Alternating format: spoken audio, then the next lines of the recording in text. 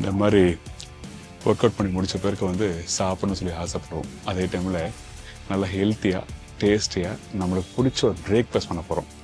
பண்ணலாமா? வாங்க. ஆஹா,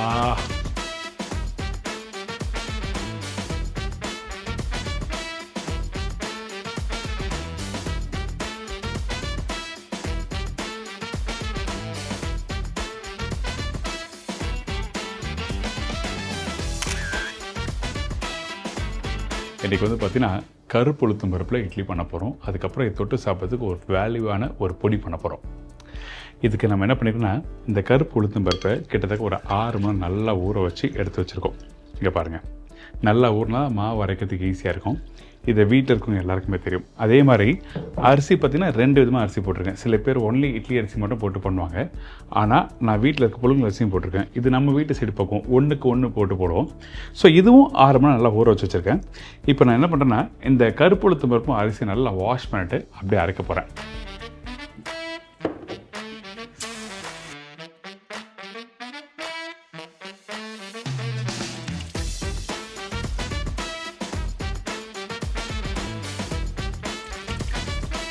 இந்த கருப்பு உளுத்தம் பருப்பு அரைக்கும் போது வீட்டில் எப்படி அரைக்கிறீங்களோ அதே மாதிரி பக்கம் தான் கொஞ்சம் கொஞ்சமாக தண்ணி தெளித்து அரைங்க. ஒரே டைமில் தண்ணி ஊற்றி அரைச்சின்னா மாவு கரெக்டாக வராது. உளுத்தம் பருப்பு கொஞ்சம் ஃப்ளஃபியாக இருந்ததுன்னா மிக்ஸ் பண்ணுறது கரெக்டாக இருக்கும். மாவு ரெடி ஆகிடுச்சு. இங்கே பாருங்கள், இந்த மாதிரி நல்லா அரைச்சி அந்த தோல் அந்த கருப்புகளெல்லாம் இப்படி தான் இருக்கும். இப்படி எடுத்து விட்டிங்கன்னா இப்படி இலசை இறங்கும் மாவு. இப்போ இதை அரைச்சாச்சு. அரைச்சி முடிச்ச பிறகு அடுத்த அரிசியை போட்டு அரைக்கலாம். இன்னொரு விஷயம், இந்த உளுத்தம் பருப்பு ஊற வைக்கும் போது நான் என்ன பண்ணியிருக்கேன்னா, அந்த வெந்தயத்தையும் போட்டு ஊற வச்சு அரைச்சிருக்கேன்.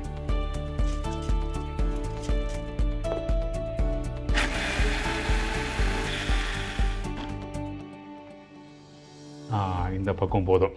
இந்த மாவு இங்கே பாருங்கள், இதான் அந்த உளுத்தம் பருப்பு மாவு கொஞ்சம் கரெக்டாக இருக்குது. அதே டைமில் இங்கே பாருங்கள், மாவு இப்படி எடுத்து விட்டுனா இப்படி கரெக்டாக அப்படி இறங்கணும்.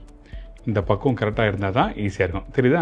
இப்போ இதில் மாற்றிட்டு இதில் கொஞ்சம் உப்பு போட்டு நல்லா மிக்ஸ் பண்ணிவிட்டு அந்த பக்கத்தை காமிக்கிறேன். உங்களுக்கு அப்போ தான் கரெக்டாக இருக்கும். இந்த கருப்பு உளுத்தம் பருப்பு போட்டு அரைக்கிற மாவு வந்து புளிக்கிறதுக்கும் டைம் எடுக்கும். நீங்கள் இதுவே வந்து வீட்டில் நார்மலாக வெள்ளை உளுத்தம் பருப்பு போட்டு அரைக்கிறீங்கன்னா அது ஒரு 6 மணி நேரம் வச்சா மட்டும் போதும். ஆனால் கருப்பு உளுத்தம் பருப்புக்கு 8லேருந்து 9 மணி நேரம் டைம் எடுக்கும். இப்போது இதில் வந்து அந்த கருப்பு உளுத்தம் பருப்பு, அரிசி, உப்பு எல்லாம் போட்டு வச்சாச்சு. அதாவது அரைச்ச பிறகு உப்பு போட்டு மிக்ஸ் பண்ணி வச்சுருக்கோம். இப்படி மாவு எடுத்திங்கன்னா இப்படி விழணும்.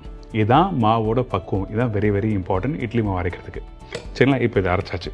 இது க்ளோஸ் டு ஒரு 9 ஹவர்ஸ், 8 to 9 ஹவர்ஸ் ஓவர் நைட்டில் நீங்கள் வச்சுட்டிங்கன்னா இந்த மாவு நல்லா பிடிச்சி வந்துடும். வைக்கும்போது பெரிய பாதில் வைங்க. இப்போ வந்து இட்லி ஊற்ற முடியாது இந்த மாவு வச்சு. நான் என்ன பண்ணியிருக்கேன்னா, இந்த மாவு வந்து அரைச்சி ரெடி பண்ணி வச்சுருக்கேன். அந்த மாவு காமிக்கிறேன் பாருங்கள். அந்த மேல் லேயர் வந்து மாவு வந்து அந்த புளிச்ச பிறகு ஒரு டார்க், மேலே டார்க் கலர் இருக்கும், உள்ளே லைட்டாக இருக்கும். மிக்ஸ் பண்ணி காமிக்கிறேன். பார்த்தீங்களா? நல்லா பொங்கி வந்திருக்கு. இதுதான் மாவோட பக்குவம். நெய் எடுத்து இப்படி லைட்டாக மேலே அப்ளை பண்ணிவிட்டு அதுக்கப்புறம் இட்லி ஊற்ற வேண்டியதான். ஓகே, நெய் அப்ளை பண்ணியாச்சு. இதுக்கு பிறகு நம்மக்கிட்ட இருக்க இந்த மாவு நமக்கு எவ்வளோ தேவையோ அந்த அளவுக்கு மாவு எடுத்து நம்ம யூஸ் பண்ணிக்கலாம்.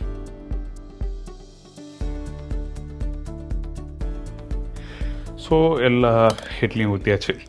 இப்போ அடுப்போட ஃப்ளேமை ஹை ஃப்ளேமில் வச்சு கரெக்டாக ஒரு 7 நிமிஷம் ஆகட்டும் சொல்லி விட்டுருங்க. 1 கிலோ வெயிட்டுக்கு 1.5 கிராம்ஸ் வந்து ப்ரோட்டீன் தேவை. எக்ஸாம்பிளுக்கு 90 கிலோ இருக்கேன். அப்போது எனக்கு வந்து 135 கிராம் ப்ரோட்டீன் தேவை.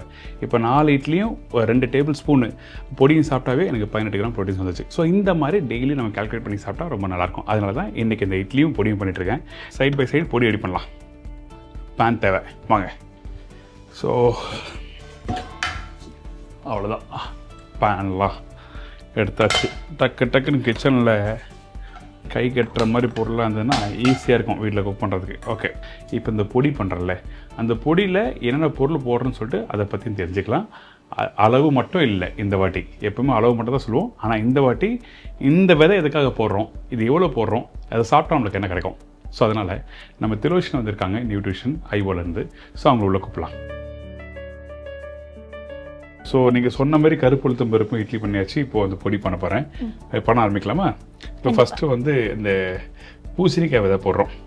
நம்ம நார்மலாக வீட்டில் வந்து ஒரு பொடி பண்ணுறோன்னா கடலைப்பருப்பு, உளுத்தம் பருப்பு, பெருங்காயம் அது மாதிரி போட்டுருவோம். ஆனால் இன்றைக்கி வந்து இந்த இட்லி பொடியில் வந்து இந்த பூசணிக்காய் விதை யூஸ் பண்ணுறேன். என்ன காரணம், ஏன் பூசணிக்காய் விதை யூஸ் பண்ணுறேன் ஓகே. ஸோ இப்போ இந்த பூசணி விதை எதுக்குன்னு பார்த்தீங்கன்னா, பூசணிக்காய் விதையில் நம்மளுக்கு 3 பெனிஃபிட்ஸ் கிடைக்கிது. நம்பர் 1, நம்மளுக்கு அதுலேருந்து ஜிங்க் இருக்குது. ஜிங்க் எதுக்குன்னு பார்த்தீங்கன்னா நம்மளோட ஸ்கின் ஹெல்த். ஸோ இப்போ இருக்கிற நிறைய பேர் ஸ்கின் ஹெல்த்துக்காக நிறைய ப்ராடக்ட்ஸ் யூஸ் பண்ணுறாங்க. இன்டீரியராக இந்த பம்ப்கின் சீட்ஸ் கன்சியூம் பண்ணிட்டு வந்தாங்கன்னா ரொம்பவே நல்லது. நம்பர் 2, இம்யூனிட்டிக்கு இது ரொம்பவே ஹெல்த்தியான ஒரு சீடு. இம்யூன் பில்ட் பண்ணுறவங்களுக்கு இது ரொம்ப ஹெல்ப்ஃபுல்லாக இருக்கும். நம்பர் 3 பார்த்தீங்கன்னா இதில் மெக்னீஷியம் இருக்குது. மெக்னீஷியம் வந்துட்டு பிபி லோவர் பண்ணுறதுக்கு, ஹார்ட் ஹெல்த்துக்குலாம் ரொம்பவே ஹெல்ப் பண்ணும். ஸோ அதனால் பம்ப்கின் சீட் யூஸ் பண்ணுறோம். இதுக்கப்புறம் எள்ளு போடுறோம். ஸோ இந்த எள்ளு எதுக்காக போடுறோம், என்ன காரணம்? வீட்டில் எள்ளு பொடி பண்ணுவாங்க வீட்டில். ஸோ இந்த எள்ளு இந்த இடத்துல நம்மளுக்கு என்ன வேல்யூ கொடுக்குது? வெள்ளை எள்ளு பார்த்தீங்கன்னா வெள்ளை எள்ளு ஃபுல்லாகவே கால்சியமால் நிறைஞ்சது. கால்சியம் நம்மளோட போன்ஸ், நம்மளோட பற்களுக்கு எல்லாத்துக்குமே ரொம்ப ஹெல்ப்ஃபுல்லாக இருக்கும். ஓகே. ஸோ அதனால் வெள்ளை எள்ளு யூஸ் பண்ணுறோம். ஓகே. அதுக்கப்புறம் இந்த சியா சீட்ஸ். சியா சீட்ஸ் கம்ப்ளீட்டாக ஃபைபர், நார்ச்சத்து. ஸோ நம்மளோட கட் ஹெல்த்துக்கு, டயபிட்டிஸ் இருக்கிறவங்களுக்குலாம் இந்த நார்ச்சத்து ரொம்பவே ஹெல்ப்ஃபுல்லாக இருக்கும். Number 2, omega 3. நிறைய பேர் இந்த மீன், நல்ல எண்ணெய் மீன்லாம் சொல்லுவாங்க பார்த்தீங்களா, மத்தி மீன், அந்த மாதிரி மீன்லாம் நான் வெஜிடேரியன் சோர்சஸ். வெஜிடேரியனில் பார்த்தீங்கன்னா உங்களுக்கு இந்த சியா சீட்ஸ் ஃபுல்லாகவே ஒமேகாஸ். இந்த வரமிளகா பற்றி நானே சொல்லிடுறேன். நம்ம காரத்துக்கு ஏற்ற மாதிரி அந்த வரமிளகாவை நான் இங்கே போட்டிருக்கேன். ரைட்டுங்களா? சரி, ஓகே. இப்போ வந்து இந்த ஃப்ரைடு ஃப்ளாக்ஸீஸ் போடுறோம். எதுக்காக ஃப்ரைடு ஃப்ளாக்ஸீஸ் போடுறோம்? நம்ம டைரெக்டாகவே நம்ம வந்து மார்க்கெட்டில் கிடைக்கிறத வச்சு போடலாம்ல, என்ன காரணம்? ஸோ எதுக்காக ஃப்ளாக்ஸ் சீட் பார்த்தீங்கன்னா, ஃப்ளாக்ஸ் சீட் ஃபுல்லாகவே ஒமேகாஸ் நிறைஞ்சது. நம்ம இதுக்கு முன்னாடி சியா சீட்ஸில் பார்த்தப்பையும் நான் சொன்னேன் ஒமேகாஸ்னு. அதை விட அதிகமான அளவு இருக்கிறது இந்த ஃப்ளாக்ஸ் சீடில் தான் ஒமேகாஸ். ஸோ இது நல்ல ஒரு கோட்டடான ஒரு சீடு. நம்ம அதை டபுள் ரோஸ்ட் பண்ணாதான் நம்மளால அந்த உள்ள இருக்கிற ஒமேகாஸை அப்சர்வ் பண்ண முடியும் நம்ம பாடியில். ஸோ இந்த டபுள் ரோஸ்டட் ஃப்ளாக்ஸ் சீடை அப்படியே எடுத்தாலும் உங்களுக்கு பெனிஃபிட் தான். அதை பொடி பண்ணி எடுத்தீங்கன்னா இன்னும் பெனிஃபிட். உங்களோட 100% ஒமேகா உங்க பாடி நல்லா அப்சர்வ் பண்ணணும்னு சொல்லலாம். நிறைய பேர் என்ன பண்றாங்கன்னா அதை அப்படியே எடுத்துக்கிறாங்க. ஆக்சுவலி எடுக்கக்கூடாது, ரைட்டா? எடுக்கக்கூடாது. சரி, ஓகே. அப்படின்னா டபுள் ரோஸ்ட் இது நம்ம ஐவோலையும் கிடைக்கும்ல? கண்டிப்பா. ஓகே, சரி. இது சைடில் நீங்கள் வறுத்துட்டு இருங்க. நான் என்ன பண்ணுறேன், இட்லி ரெடி ஆயிடுச்சு. இந்த இட்லி சைடில் எடுத்துடலாம். ஆஹா, வேற லெவல். பார்த்தீங்களா இட்லி எப்படி இருப்பாருங்க? புசு புசுன்னு இருக்கா? சூப்பராக வந்து. ஓகே, இதை வந்து தண்ணி தெளித்து நம்ம எடுக்கணும். ஓகே. அடடடடா, ஆமாம்மா, இந்த மாதிரி இட்லி வந்து ஸ்டார் போல கிடையாது. எடி பஞ்சு போல இருக்கா? நல்லா வந்து நீங்க பாருங்க, அப்படி தட்டினாலே வந்து அந்த பஞ்சு போல இருக்கு. சூப்பர் சூப்பருங்க. நான் அப்படியே ஃபர்ஸ்ட் எடுத்துறேன் இட்லிலாம். எதுக்கு நெய் தடவை தெரியுதுங்களா உங்களுக்கு? அந்த இட்லி சட்டியில் அந்த மாவு ஒட்டாம கரெக்டாக வளர்றதுக்காக. இந்த மாதிரி சுட சுட சுட இட்லி, கருப்பு உளுத்தம் பருப்பு இட்லியும் வச்சு சர்வ் பண்ணால் அவ்வளோதான், வேறு லெவலில் இருக்கும். சரி, ஓகே. ஸோ இப்போது இன்னொரு விஷயம்னா அது ரெடி ஆகிட்டு இருக்கு. இப்போது வெள்ளை உளுத்தம் பருப்பு பதிலாக கருப்பு உளுத்தம் பருப்பு யூஸ் பண்ணியிருக்கேன். இன்றைக்கி நிறைய பேர் கருப்பு உளுத்தம் பருப்பு சாப்பிட்டுட்டு வராங்க. ஆக்சுவலாக இந்த இட்லியில் யூஸ் பண்ணும்போது நம்மளுக்கு என்ன நன்மைகள் கிடைக்குது, அதை பற்றி சொல்லுங்கள். ஸோ எதுக்காக நம்ம கருப்பு உளுந்து யூஸ் பண்ணியிருக்கோம்னு பார்த்தீங்கன்னா, கருப்பு உளுந்தில் நம்மளுக்கு வெள்ளை உளுந்தை விட அதிகமான ஃபைபர் இருக்குது, நார்ச்சத்து. அது இல்லாமல் ஆன்டி ஆக்சிடென்ட்ஸ்ன்னு சொல்லுவாங்க, ஆந்தோசைனின்ட்டு. அது எதில் இருக்குன்னு பார்த்தீங்கன்னா, இந்த கருப்பு உளுந்து இருக்கு இல்லையா, உளுந்தோட தோல், அந்த கருப்பு கலர் தோல் இருக்கு இல்லையா, அதில் தான் நம்மளுக்கு அந்த ஆன்டி ஆக்சிடென்ட்ஸ் கிடைக்குது. ஓகே. ஸோ அதனால கருப்பு உளுத்த பருப்பு யூஸ் பண்ணுறோம். பெரும்பாலும் பார்த்தீங்கன்னா இந்த இட்லி பொடிக்கு வந்து லவங்கம் போடவே மாட்டாங்க. ஆக்சுவலாக நம்ம போடுறோம். என்ன காரணம்? லவங்கம் அப்படி போட்டால் டேஸ்ட் நல்லா கொடுக்குமா? டேஸ்ட் கண்டிப்பாக நல்லா கொடுக்கும். Plus health benefits, added health benefits. இந்த ஆன்டி ஆக்சிடென்ட்ஸ்ன்னு சொல்கிறோம் இல்லைங்களா, அதில் அந்த லவங்கத்தில் தான் இருக்கிறதுலே ஆன்டி ஆக்சிடென்ட்ஸ் ரொம்பவே அதிகம். ஓகே. அந்த ஆன்டி ஆக்சிடென்ட் சொல்லும் போது இன்னும் கொஞ்சம் விளக்கமாக சொல்ல முடியுமா? அதாவது விஷயம் தெரிஞ்சவங்களுக்கு புரியும், விஷயம் தெரியாதவங்களுக்கு நான் கேட்குறேன். ஸோ ஆன்டி ஆக்சிடென்ட்ஸ்னால் என்னன்னு பார்த்தீங்கன்னா, இப்போ நம்ம பாடியில் இருக்கிற ஃப்ரீ ரேடிக்கல் எல்லாம் அழிக்கிற ஒரு காம்பவுண்டு தான் இந்த ஆன்டி ஆக்சிடென்ட். இன்னும் வந்துட்டு எளிமையாக சொல்லணும்னு பார்த்தீங்கன்னா, இப்போது நம்ம வீட்டு ஃப்ளோரில் ஒரு அழுக்கு இருக்குது, அதை நம்ம மாப் போட்டு துடைக்கிறோம் இல்லைங்களா, அந்த மாதிரி தான் இந்த அழுக்கு தான் இந்த ஃப்ரீ ரேடிக்கல்ஸ். மாப் நம்ம போடுற அந்த மாப் தான் இந்த ஆன்டி ஆக்சிடென்ட்ஸ். ஸோ இந்த மாப்பு எப்படி அந்த அழுக்கை க்ளீன் பண்ணுதோ, சேம் வைல் ஆன்டி ஆக்சிடென்ட்ஸ் போய் இந்த ஃப்ரீ ரேடிக்கல்ஸ் எல்லாம் கிளியர் பண்ணும். இந்த ஃப்ரீ ரேடிக்கல்ஸ் பாடியில் அதிகமாக இருக்குதுன்னா உங்களுக்கு ஏஜிங் எல்லாம் ரொம்பவே சீக்கிரம் ஆக ஆரம்பிச்சிடும். வேற லெவல் உதாரணம். சரி, ஓகே. இப்போ வந்து இந்த பெருங்காயம் போடுறோம், அந்த கருவை போடுங்க.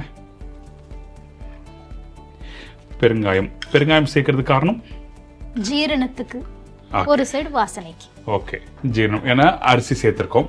அந்த அரிசி வந்து நீங்கள் பார்த்தீங்கன்னா உளுத்தம் பருப்பு அரிசியும் கொஞ்சம் லைட்டாக மந்தமாக இருந்ததுன்னா அது போக்குறதுக்கு வந்து இந்த இடத்துல இது வேலை செய்யுது. இது கூட கருவேப்பிலை போடுறோம். கருவேப்பிலை உங்களுக்கு பிடிச்ச மாதிரி தான், ஒரு 4-5 கொத்து நீங்கள் போட்டால் போதும். காரத்துக்கு வரமிளகா. ஸோ இதெல்லாம் போட்ட பிறகு இது நல்லா வறுக்க ஆரம்பிக்கிறோம். ரைட்டா? ஸோ அதே டைமில் வெல்லம் போடுறோம். வெல்லம் வந்து பார்த்தீங்கன்னா அந்த டேஸ்ட்டை என்ஹான்ஸ் பண்ணுறதுக்காக மட்டும்தான் வெல்லம் ஆட் பண்ணுறோம். அதனால கொஞ்சமாக வெல்லம் போடுங்க. வெல்லத்தை போட்ட பிறகு அடுப்புலாம் வந்து நீங்கள் ஆனில் இருக்கக்கூடாது. இப்போ ரெடி ஆகிடுச்சு. ஸோ இதை நான் என்ன பண்ணுறேன்னா நல்லா வந்து பொடி பண்ணிட்டு காமிக்கிறேன். அரைக்கிற பக்குவம் பார்த்தீங்கன்னா ஒரு 90%, 10% குறை பக்குவம் இருந்தால் மட்டும்தான் அது கரெக்டாக இருக்கும். அப்போ நான் இது எல்லாத்தையும் பொடி வரைச்சிட்டு உங்களுக்கு நான் காமிக்கிறேன். அதுக்கப்புறம் மிக்ஸ் பண்ணி டேஸ்ட் பண்ணி பார்ப்போம். ரெடி.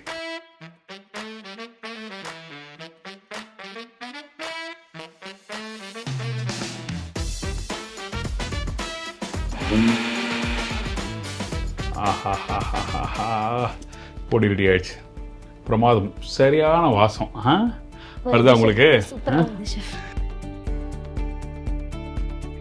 சூப்பர். அப்படியே டேஸ்ட் பண்ணலாமா? இந்த பொடியை இந்த இட்லிக்கு நடுவில் உள்ள வைக்கலாம். இப்படி உள்ள வச்சு ஒரு சின்ன ஓட்டை போட்டு ஆலிவ் எடுத்துலாம். நான் ஊற்றுறேன். ஓப்பன் பண்ணிதாங்க. அப்படி தாராளமாக ஊற்றலாமா? 30 ml ஒரு நாளைக்கு கன்சியூம் பண்ணிடணும். ஆனால் இந்த மாதிரி இட்லி வச்சா 30 ml அதிகமாக போகுமே.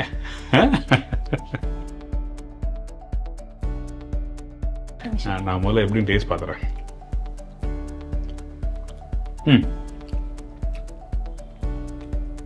சூப்பராக இருக்கு. அதாவது அந்த பொடி ஃபர்ஸ்ட் பொடியோட ஆலிவ் ஆயில் போட்ட பிறகு அந்த இனிப்போட தன்மை என்ஹான்ஸ் பண்ணி தரதுக்கும் அந்த டேஸ்டும் சூப்பராக வந்திருக்கு. எக்ஸலண்ட். ரொம்ப நல்லா இருக்குல்ல? நல்ல வாசம் இல்லை? நல்ல வாசம். அந்த அதாவது நம்ம ரெகுலராக பண்ணுற அந்த பக்குவம் இல்லாமல் இந்த இடத்துல பார்த்தீங்கன்னா அந்த காரம் அந்த மாதிரிலாம் எதிர்பார்க்க முடியாது. அந்த ஒரு பிஞ்ச் ஆஃப் இனிப்பு தன்மை, அதுக்கப்புறம் ஒரு மைல்டான காரம், அந்த ஆலிவ் ஆயில் ஆட் பண்ண பிறகு அது அந்த சீட்ஸோட அந்த ஃப்ளேவர்ஸ் எல்லாமே இன்னும் கொஞ்சம் என்ன என்ஹான்ஸ் பண்ணி தருது. சூப்பராக வந்தது. எக்ஸலண்ட். சரி, ஓகே. நான் சைக்கிள் அப்படியே சாப்பிட்றேன். எனக்கு எப்படி ஐஓ கான்டாக்ட் பண்ணுறது அதை பற்றி நம்பர் தாங்க. எப்போ தருவீங்கல்ல அதே மாதிரி கொடுங்க. ஸோ இப்போ உங்களுக்கு ஐஓ வெல்னஸ் பற்றி இன்னும் டீட்டெயில்ஸ் வேணும், இல்லை ஐஓ ப்ராடக்ட்ஸ் பற்றி தெரிஞ்சுக்கணும், அப்படி இல்லைன்னா நம்ம க்யூரேட் பண்ண ரெசிபீஸ் எல்லாம் வேணும்னு நினச்சிங்கன்னா நீங்கள் 9600111128 இந்த நம்பர் காண்டாக்ட் பண்ணலாம். அப்படி இல்லைன்னா நம்ம வெப்சைட் செக் பண்ணி பாருங்கள், iwo.com. நன்றி. Thank you so much.